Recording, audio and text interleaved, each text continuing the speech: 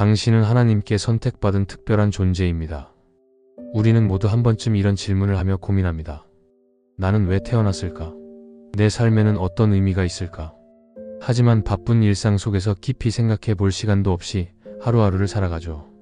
혹시 당신도 그냥 살아가고 있을 뿐 내 삶의 목적이 무엇인지 모르겠다라는 생각을 해본 적이 있나요? 누군가는 성공을, 누군가는 돈을, 또 누군가는 사랑을 찾아 헤맵니다.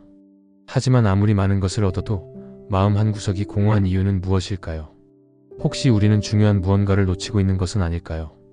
놀랍게도 성경은 우리에게 삶의 이유와 목적을 분명하게 알려줍니다. 우리는 단순히 우연히 태어난 존재가 아니라 생각하는 것보다 훨씬 더 깊은 의미가 있습니다. 삶의 이유와 목적을 분명하게 알고 싶다면 끝까지 집중하세요. 힘든 나날을 보내고 있을 여러분에게 힘이 되고 당신의 인생이 완전히 달라질 것입니다.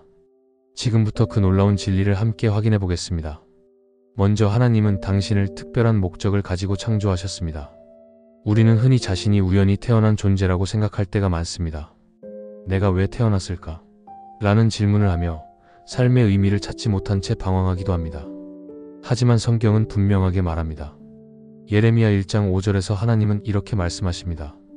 여호와께서 이르시되 내가 너를 모태에 짓기 전에 너를 알았고 내가 배에서 나오기 전에 너를 성별하였고. 하나님은 우리가 태어나기 전부터 우리를 계획하셨습니다. 단순한 우연이 아니라 분명한 목적을 가지고 우리를 이 땅에 보내셨다는 것입니다.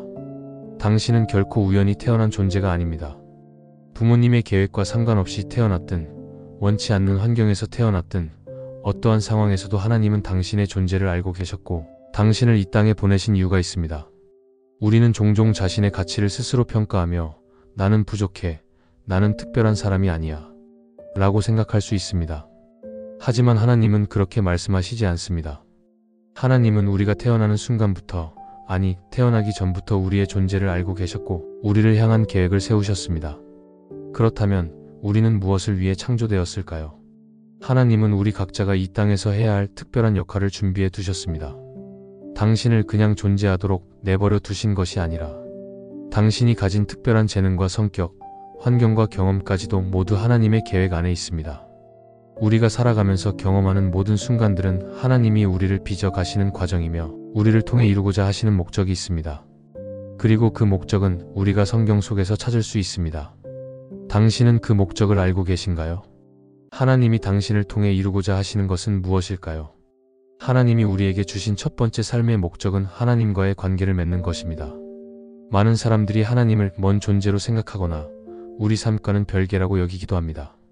하지만 성경은 하나님께서 우리와 친밀한 관계를 맺기를 원하신다고 분명히 말씀합니다. 하나님은 단순히 우리를 창조하신 분이 아니라 우리를 사랑하시며 우리와 함께 하시길 원하시는 분입니다. 에베소서 2장 10절은 이렇게 말합니다. 우리는 그가 만드신 바라 그리스도 예수 안에서 선한 일을 위하여 지으심을 받은 자니. 이 구절은 우리가 단순히 태어나서 살아가는 것이 아니라 하나님께서 우리를 특별한 목적을 위해 창조하셨다는 것을 보여줍니다. 그리고 그 목적의 중심에는 하나님과의 관계가 있습니다.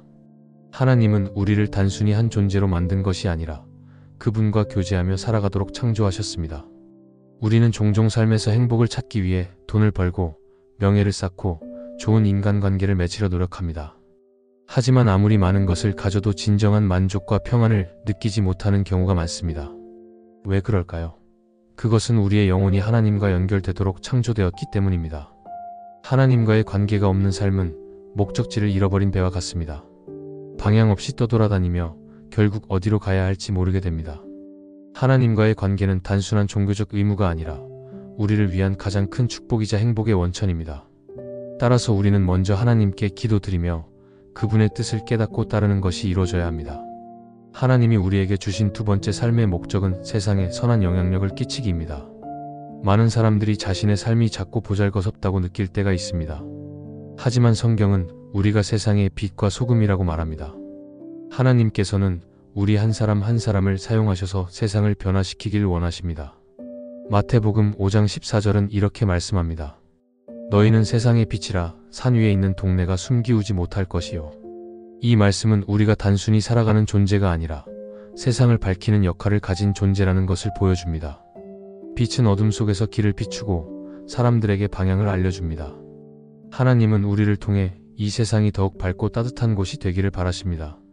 우리는 우리의 삶을 통해 하나님의 사랑과 진리를 전하는 도구가 될 수 있습니다. 하지만 많은 사람들이 나는 특별한 사람이 아니에요. 나는 능력이 없어요. 나는 남을 변화시킬 만큼 대단한 사람이 아닙니다. 라고 말합니다. 당신은 지금 연약합니까? 그러나 하나님께서는 연약한 자를 통해 일하신다고 말씀하십니다. 모세는 말을 잘하지 못했지만 이스라엘 백성을 이끌었고 다윗은 평범한 목동이었지만 왕이 되었습니다. 예수님의 제자들도 대부분 학식이 없는 평범한 어부들이었습니다. 하지만 하나님께서는 그들을 사용하셔서 세상을 변화시키셨습니다.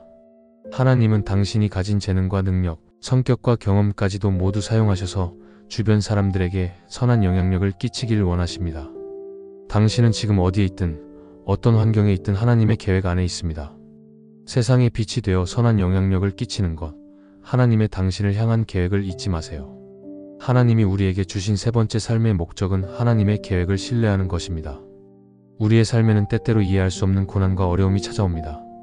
때로는 예기치 않은 질병, 경제적 어려움, 인간관계의 상처, 실패와 좌절이 우리를 덮칠 때가 있습니다. 그럴 때 우리는 하나님께 질문합니다. 하나님, 왜 이런 일이 제게 일어나는 걸까요? 제 삶의 계획이 있으시다면서 왜 저는 이렇게 힘든 시간을 보내야 하나요? 로마서 8장 28절은 이렇게 말합니다. 우리가 알거니와 하나님을 사랑하는 자, 곧 그의 뜻대로 부르심을 입은 자들에게는 모든 것이 합력하여 선을 이루느니라. 이 말씀은 우리의 고난이 결코 헛된 것이 아니라는 사실을 보여줍니다.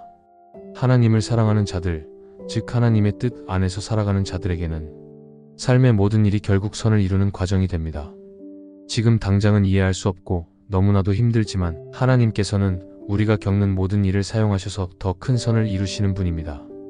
고난을 경험한 대표적인 성경 인물 중 한 명이 바로 욥입니다. 욥의 삶에서 당신의 고난의 신비를 깨달으세요. 욥은 하나님을 경외하며 의롭게 살았지만 하루아침에 모든 재산을 잃고 자녀들도 세상을 떠나는 고통을 겪었습니다. 심지어 그의 건강마저 무너졌고 가장 가까운 사람들조차 그를 비난하며 내가 죄를 지었기 때문에 이런 일을 당한 것 아니냐? 라고 몰아세웠습니다. 욥은 극심한 고통 속에서도 하나님께 부르짖었고 하나님께서 왜 이런 고난을 허락하셨는지 알지 못했지만 끝까지 믿음을 버리지 않았습니다. 결국 하나님은 욥의 믿음을 보시고 그를 회복시키셨으며 이전보다 더 큰 축복을 허락하셨습니다. 이것이 바로 고난의 신비입니다. 우리는 고난 속에서 하나님의 뜻을 온전히 이해할 수 없지만 하나님께서는 우리가 깨닫지 못하는 더 크고 놀라운 일을 이루고 계십니다. 마지막으로 하나님과 동행할 때 삶의 목적이 완성됩니다. 많은 사람들이 인생의 방향을 찾지 못해 방황합니다. 목표를 세우고 성공을 꿈꾸지만 그 끝에서 공허함을 느끼거나 방향을 잃고 헤매기도 합니다. 그러나 성경은 우리가 하나님과 함께할 때 삶의 목적이 더욱 분명해진다고 말씀합니다. 잠언 3장 5절은 이렇게 말합니다. 너는 마음을 다하여 여호와를 신뢰하고 내 명철을 의지하지 말라. 이 말씀은 우리가 인생을 살아가면서 자신의 지혜와 판단에만 의지하지 말고 하나님을 신뢰해야 한다는 것을 가르쳐 줍니다. 세상의 논리와 경험이 중요하긴 하지만 그것이 우리의 삶을 완벽하게 인도할 수는 없습니다. 오직 하나님만이 우리의 인생을 완벽하게 이끄실 수 있습니다. 우리가 하나님과 동행한다는 것은 단순히 종교적인 의무를 지키는 것이 아닙니다. 그것은 하나님의 뜻을 구하며 그분이 인도하시는 길을 따라 살아가는 삶을 의미합니다. 당신은 하나님께 선택받은 특별한 존재입니다. 성경은 분명히 말합니다. 하나님께서는 당신을 특별한 계획 속에서 창조하셨으며 당신의 인생을 통해 이루고자 하시는 뜻이 있습니다. 그분은 당신이 단순히 태어나서 살아가고 하루하루를 반복하는 존재가 아니라 특별한 목적을 가진 존재로 살아가길 원하십니다.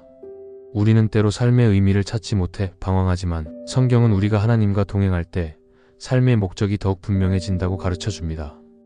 아직도 삶이 의미 없는 고난의 연속이라고 생각되시나요? 삶의 목적을 발견하기 위해 하나님과 동행하세요. 당신이 어디에 있든 어떤 상황에 있든 하나님은 늘 당신과 함께 하시며 당신을 인도하고 계십니다. 삶의 의미를 찾고 싶다면 하나님께 나아가세요. 그분은 당신을 위해 놀라운 계획을 준비하고 계십니다. 이 영상이 도움이 되셨다면 좋아요와 구독을 눌러주시고 여러분은 삶의 목적에 대해 어떻게 생각하고 계신지 하나님이 여러분을 어디로 인도하고 계신지 댓글로 나눠주세요. 하나님께서 당신의 삶을 통해 더욱 크고 놀라운 일을 이루시길 축복합니다.